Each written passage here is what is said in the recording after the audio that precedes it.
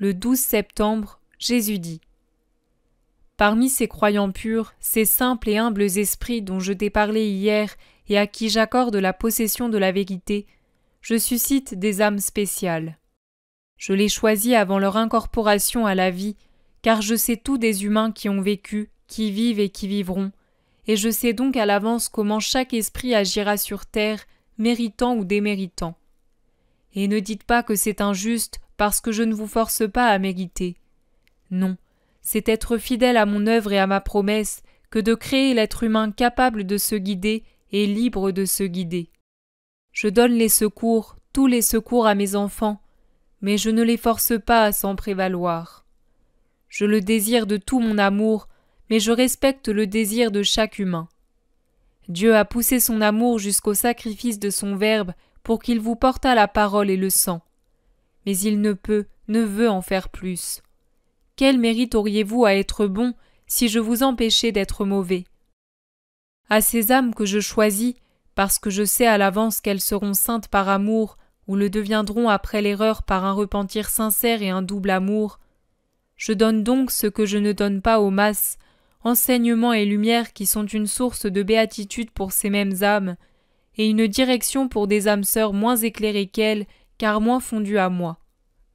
Cependant, malheur à ces âmes favorites si elles sont orgueilleuses et avares de mon don. Je n'aime pas les avares et je déteste les orgueilleux.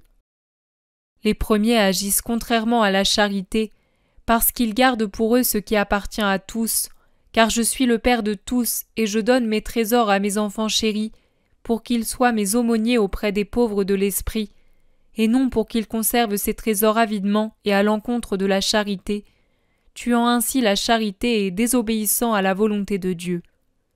Le seul fait de tuer la charité brise le canal par lequel coulent vers eux mes paroles et éteint la lumière grâce à laquelle ils envoient la vérité. Ils déchoient donc de leur mission de porteur de ma voix. Ceci explique pourquoi certaines âmes, à un temps des phares de l'Église, périssent par la suite dans une grisaille de brouillard pernicieux. Quant aux orgueilleux, ils sont privés immédiatement et inexorablement de mon don. En eux, ma parole ne s'éteint pas lentement, comme une fleur qui meurt sans eau ou un oiseau emprisonné dans un cachot obscur, comme cela arrive dans le cas des avares. Elle meurt d'un seul coup comme une créature étranglée. L'orgueil est la quintessence de l'anticharité, la perfection de l'anticharité, et son venin démoniaque tue instantanément la lumière dans le cœur.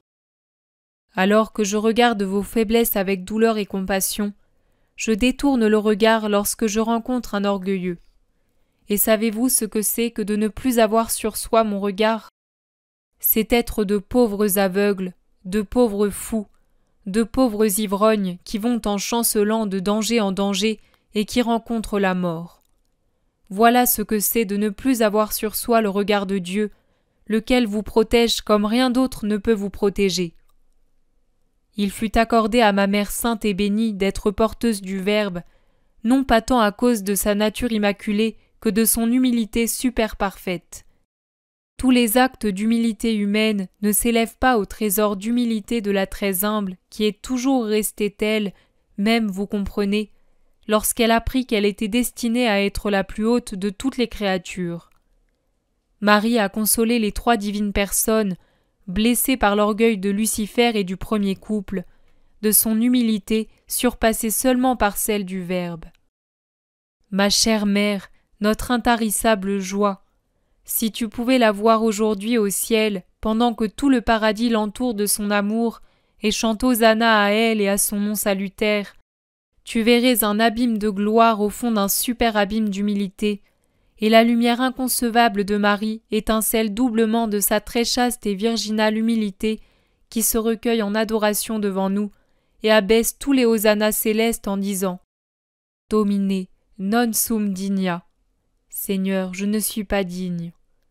Pas digne, elle, sainte et première prêtresse, elle pour qui nous créerions un second paradis pour qu'elle eût des louanges redoublées. Regarde Maria. En ce jour consacré à Marie, reçois la vision de la lumière dans laquelle est ta mère et la mienne. Tu as vu la lumière rutilante, insoutenable de notre triple feu. regarde maintenant la très douce lumière de Marie. Abreuve-t'en, nourris-t'en, jamais tu ne sentiras chose plus suave descendre dans ton cœur. Regarde, aussi longtemps que je te l'accorderai, cette fontaine, cet astre de lumière qu'est Marie, resplendissant au ciel de l'éclat de son corps immaculé qui ne pouvait se corrompre, car il fut l'enveloppe sainte du Dieu fait chair, en plus d'avoir atteint à la perfection humaine de toute sainteté, et super resplendissant de son esprit uni à l'esprit de Dieu en des noces éternelles. Tu vois, l'azur du ciel entoure la blancheur, la teignant de reflets célestes, et la lumière de Marie rend les cieux lumineux comme par une aube d'avril surhumaine, dans laquelle l'astre du matin sourit à un monde vierge et fleuri. Regarde, et souviens-toi de la vision que les anges contemplent avec un éternel rire de joie. Quelle soit ta sérénité, tout comme la nôtre est ta force. À toi te sont montrées des choses qui dépassent l'intelligence humaine, et cela par la volonté de Dieu. Mais pour continuer à en avoir le don, apprends de Marie à toucher les sommets de l'humilité, ce qui abaisse la glaise pour porter l'esprit vers les hauteurs. Je t'ai réservé ce don pour la fête du nom de Marie, pour la nativité, le sourire de Marie, la sainte femme, pour le nom, la gloire de Marie, Mère de Dieu. Maintenant c'est Maria qui parle. J'ai vu et je ne peux la décrire, notre Mère dans sa demeure au ciel. Comme dans le cas de Dieu, et je dirais presque plus encore, la comparaison avec la lumière m'est utile pour parler d'elle. Une lumière réconfortante, d'un blanc bleu, comme celle du plus clair rayon de lune multiplié par une intensité surnaturelle. Je ne distingue pas très bien le visage et le corps de Marie. Trop de lumière pour que l'œil humain puisse les distinguer. Je m'explique. Ce n'est pas une lumière aveuglante qui empêche de regarder, mais une lumière qui transforme les contours et les formes du corps glorifié de Marie en lumière, ce qui fait que je ne peux pas en dire les couleurs. Je pourrais dire que si des montagnes de perles se transformaient en lumière, on aurait une idée de ce qu'est la très blanche, bienheureuse au ciel.